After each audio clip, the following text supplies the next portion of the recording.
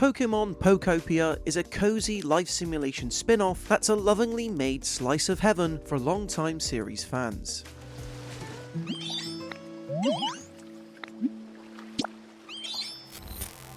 What would you get if you put Minecraft, Dragon Quest Builders, and Animal Crossing into a blender? The answer, I'm betting, would probably look a lot like Pokemon Pokopia. This isn't the most original Pokemon spin-off we've had then, true, but it's hardly surprising given that players have already been given countless different ways to try and catch them all for well over 3 decades now. What harm is yet another one. And yet, there's still plenty of charm, joy, and discovery to be found in this lovingly made mix of some of gaming's most beloved life simulator titles. One where bringing life back to communities sits alongside an intriguing mystery not really explored in the world of Pokemon before. More impressive is the way Pokopia takes most of the genre's well-worn elements like farming, crafting, and relationship building and merges them in with classic Pokemon staples. The result is easily one of the most thoughtful series spin-offs yet, one where picking away at your own personal slice of Pokemon heaven proves tough to put down. Lack of total originality aside,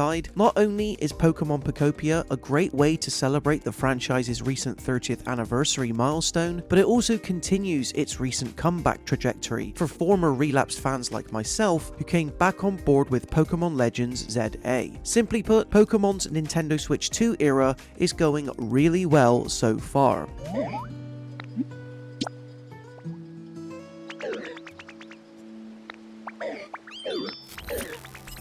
One of the ways Pokemon Pokopia sets itself apart from other entries is through who you get to play as. A Ditto. Sure, there have been plenty of titles where you play directly as Pokemon rather than a trainer before, but the genius of having you play as your very own fully customizable Ditto is tenfold. For one, it makes mimicking familiar moves such as Squirtle's Water Gun, Bulbasaur's Leafage, and more a breeze, all of which come in mightily handy when trying to restore life to a series of oddly post-apocalyptic biomes where humans no longer reside. This lack of actual people is a mystery that underpins the whole story, and picking away at it is never not interesting. Between learning how to attract new Pokemon creatures to your space, crafting useful items, and providing areas with your own personal touch, you'll frequently bump into former hints of a more thriving world that existed before, all of which had me constantly asking questions. Why is every Pokemon Center I come across broken down? What caused the humans to vacate their former lives in each biome? And how is it that some Pokemon remember more of what happened in the past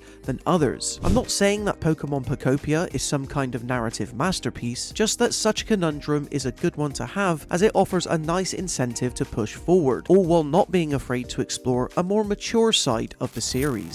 In pure gameplay terms, there's a lot here that will feel familiar in Pokemon Pokopia to any Animal Crossing or Dragon Quest Builders fan. For one thing, crafting is of the utmost importance when bringing life back to any biome, particularly when it comes to keeping your specific collection of Pokemon inhabitants happy within the space. Creating the perfect type of habitat for them to settle into is only half the battle, you see, since raising a biome's environmental level also necessitates that you make Pokemon as comfortable as possible, whether that be through adding further decoration to their habitat, providing a toy for them to play with, or changing the environment to be more hot or humid. Fortunately, Pokopia never forces you to play guessing games, as most residents often tell you exactly what it is they need. It's how you go about implementing that creates the challenge. Speaking of which, while not a complete dex by any means, at least from what I've been able to tell, there's a seriously generous number of Pokemon to greet and build bonds with here. Beginning with Gen 1's 3 starter Pokemon in the first region of Withered Wasteland, rather appropriately. From here, every Pokemon I welcomed into each biome was always a total surprise. Better still, absolutely every Pokemon possesses a unique trait that comes in handy in all your crafting and building exploits. Scyther's Chop, for instance, can turn any small logs gained from trees into useful lumber, while Trubbish's Recycle skill is an essential way to turn scrap into iron ore. Such skills make giving biomes a makeover an even more satisfying loop to undertake than if if it was just yourself, further complementing Ditto's core set of moves, which are more focused on expansion and exploration.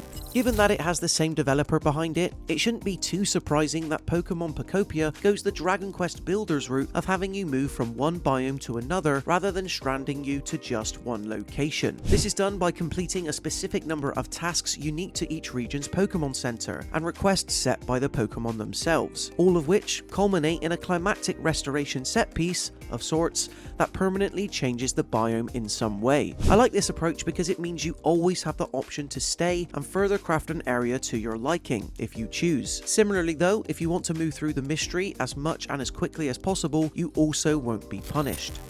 The one main drawback to Pokopia's amalgamation approach is that certain requests and larger building projects must occur in real time a la Animal Crossing, while others do not, a fact that can sometimes dull the otherwise perfectly paced momentum of events. Gathering all the materials and dedicating a cabal of Pokemon to build a giant brick house is a project that takes a whole day, for example, while constructing a simple leaf den for a smaller Pokemon to live in only requires a matter of minutes. The main appeal Pokopia has over traditional Animal Crossing for me is its ability to let me set my own pace, so it is a little bit disappointing when a Pokemon I'm hoping to use for its specific skill could soon be put out of action until the very next day. Then there's the fact that, purely in terms of basic tasks, a lot of what Pokopia has you doing in each distinct region is the same. Because sure, although bleak beaches, hillier layout and sandier edges helps give it a fresh feel from withered ruins, you're still required to water the ground, cut away any unwanted foliage, and plant and grow seeds in the early hours of bringing life back to a town. Thankfully, this is where discovering all of Pokopia's different habitat types comes in, which only expands the more crafting recipes you discover, and if catered to accordingly, we'll see all kinds of unexpected Pokemon creatures take up residence nearby. Structurally, progressing through biomes always requires a similar run of tasks, yet they're at least dressed up uniquely. In the end, Pokemon Pokopia winds up striking a near-perfect balance between relaxing life sim and creature collectathon. By picking up all the best traits from some of gaming's coziest titles and merging them in with a franchise that most people have loved for 30 years now, setting up shop in a handful of regions as a Ditto in search of their former trainer and aiding countless Pokemon simply makes for an incredibly wholesome time. One where the best aspects of the series are able to shine within a slightly different format that I didn't know I needed. Although there is a degree of slight repetition and annoyance to be found in your actions from time to time, none of this dulls what is easily my favourite Pokemon spin-off game in years. We at All Out Gaming give Pokemon Pokopia a 4 out of 5. So there you have it guys, in terms of my full review thoughts on Pokemon Pokopia. Do you plan on picking this one up? Be sure to let us know in the comment section below. And then, when you've done that, why not leave this video a like if you enjoyed it, and consider subscribing to the All Out Gaming YouTube channel to stay up to date with even more videos like this. Until next time, thank you so much for watching, and we'll see you in the next one.